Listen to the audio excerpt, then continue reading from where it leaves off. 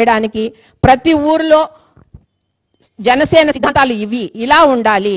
అభిమానం అనంటే నిన్న వినుత గారు కూడా చెప్పారు, ఇది కాదు అభిమానము. అభిమానం చూపించాలనంటే నాయకుడి యొక్క సిద్ధాంతాలని అమలయ్యేటట్లు చూడడము అనేది. సో దానికోసం ప్రతి ఒక్కరూ కృషి చేస్తారని, ఇందులో ఏమన్నా నేను ఎవరికి మనసునైనా బాధ పెట్టించి నొప్పించి ఉంటే నన్ను క్షమిస్తారని కోరుకుంటూ సెలవు తీసుకుంటున్నాను.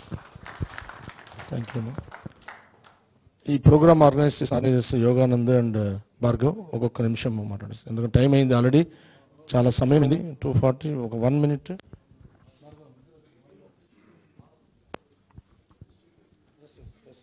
వన్ మినిట్లో సార్.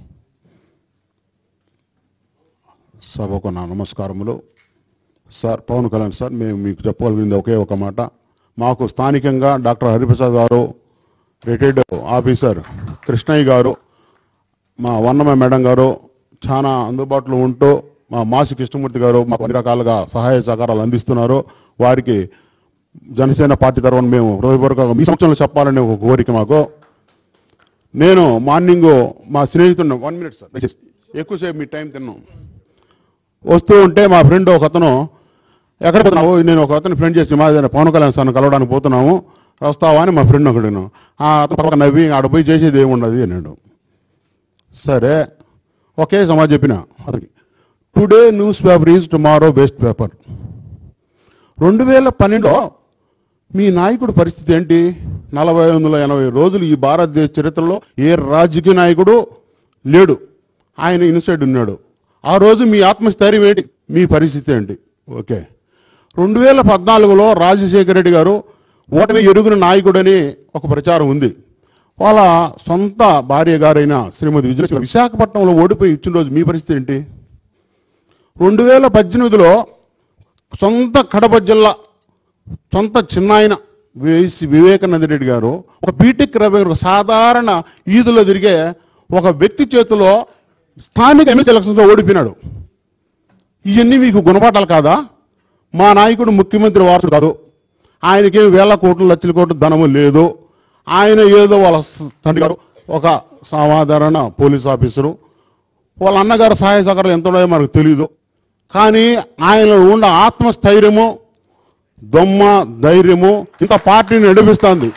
151 మంది ఎమ్మెల్యేలు ఆ పక్క ఉండారని తెలిసి కూడా ఆయనకు ఎలాంటి ఆదరణ లేకపోయినా కూడా ఆయన ఈరోజు తిరిగి ఈ దౌర్జన్య ప్రభుత్వాన్ని ఎదుర్కోవడానికి రాయలసీమ గడ్డలో, ఇది రాయలసీమ గడ్డ, కడప జిల్లాకు వచ్చి నిన్న మొన్న 1వ తారీఖు కడప జిల్లా, అది వైఎస్ జగన్మోహన్ రెడ్డి జిల్లా, దాని పేరే వైఎస్ఆర్ జిల్లా అని మార్చేశారు.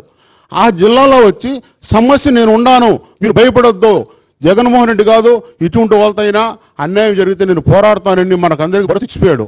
అంతకన్నా ఏమి కావాలి? సో కాబట్టి ఈరోజు 150 సీట్లు ఉన్నాయని మీరు తొత్తరపడి మాట్లాడద్దునైనా, రాబోయే 2024 మీ బతుకు ఎలా ఉంటుందో తెలీదు, మనోడు ఏడుంటాడో తెలీదు. కాబట్టి ఈరోజు మేము ఉండకపోవచ్చు మాకు, కానీ ఒకటి మాత్రం గుర్తుపెట్టుకోండి, 2014లో మిమ్మల్ని ఇంటికి పంపించడానికి మేము కారకుడు. 2019లో మమ్మల్ని మోసం చేసిన నాయకుడు ఇప్పుడు ఈదులు తిరుగుతున్నాడు, గౌరవ చంద్రబాబు నాయుడు గారు. ఎందుకో ఆయన నీతి జాయితీగా ఉంటే ఈ పరిస్థితి గతి పెట్టినది ఆయనకు. సో మేము గెలవలేకపోయినా ఎదుటోడిని ఓడించడానికి ఇంతకాలం ఉపయోగపడినాం. భవిష్యత్తులో ఖచ్చితంగా ఆ గెలుపు మాకే ఉంటుంది. కాబట్టి దయచేసి ఇప్పుడు కూడా తాత్కాలికాన్ని చూసుకొని విరవీగొద్దు. పెద్ద పెద్ద నాయకులు ఈ భారతదేశంలో ఓటమి పాలై ఉన్నారు, గెలిచి ఉన్నారు. సో కింద అప్ అండ్ డౌన్స్ ఉంటాయినారు. 2 మా హరిప్రసాద్ గారు నమస్కారాలు. మా మన సభ్యులు ఒక్క మాట చెప్తా సార్, మీరు స్పీకర్గా ఈ రాష్ట్రంలో ఉన్నప్పుడు ప్రతిరోజు అసెంబ్లీ చూడాలంటే మాకు ఎంతో ఇష్టంగా ఉండేది.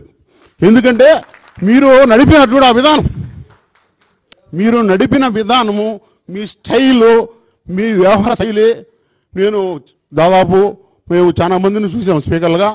Excellent sir. మీరు మా గురువు గారికే అన్ని రకాలుగా అండదండలుగా ఉండి, మీ తెలివితేటలు, మీ ముందు చూపు, మీ ఆత్మస్థైర్యం అంతా ఆయనకి ఇచ్చి ఈ రాష్ట్రానికి ఉపయోగపడేదానికి మీరు ముందు చూపుతో ప్రవర్తించాలని కోరుకుంటూ ఈ అవకాశం ఇచ్చిన మీకు అందరికీ పేరు పేరున నా హృదయపూర్వక నమస్కారాలు, వందనాలు తీసుకుంటాను. చివరిగా ఒక మాట, పవన్ కళ్యాణ్ సార్, మీరు ఎక్కడ పోయినా సమస్య పరిష్కారం అవుతుంది. అది మీకు తెలుసు, జనాలు తెలుసు. పవన్ కళ్యాణ్ గారు మదీనా మెడికల్ కాలేజీలో ఎంతో లిటిగెంట్ సమాచారం అది. మీరు వచ్చారో సబ్జెక్ట్ ఎత్తుకున్నారో డాక్టర్ అంత హ్యాపీగా ఉన్నారు. ఏ సమస్యను ఉద్దానం అంటే చెప్పనే అవసరమే లేదు సార్. కిడ్నీ బాధితులుందా వాళ్ళే కాదు, ఈ రాష్ట్రంలో దేశంలో ప్రతి ఒక్కరికి మీకు శిరస్సు పోయి నమస్కరించాలా. కిడ్నీ జబ్బు అనేది సామాన్య జబ్బు వస్తుంది, దాని బదులు చచ్చిపోవడం మీరు.